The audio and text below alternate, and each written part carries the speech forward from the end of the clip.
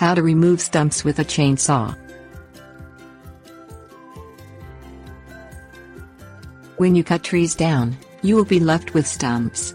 There are a variety of ways to get rid of tree stumps, but many of them take time and rely on nature to remove the stump for you. If you are in a hurry and do not want to wait several months, then the chainsaw option may be appealing to you. Just be sure that you do it a day or two after it rains so that the soil is damp and does not clamp the stump into the soil. Things you will need: safety goggles, gloves, steel-toed boots, pants, long-sleeved shirt, chainsaw, landscape bar, trowel. Put on your safety equipment. Since you will be using the chainsaw in and around the ground, there is a high likelihood of flying debris.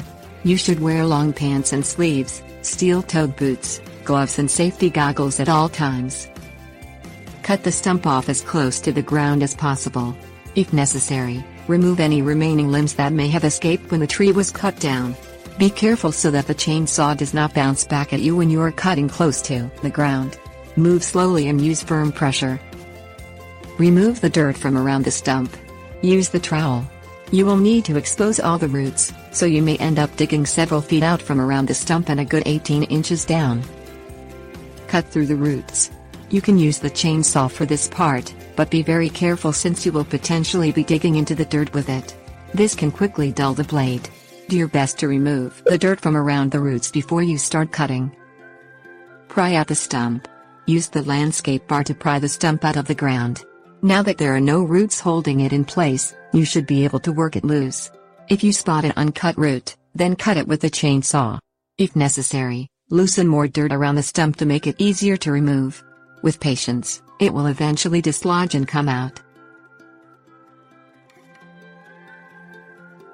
Tips: warnings.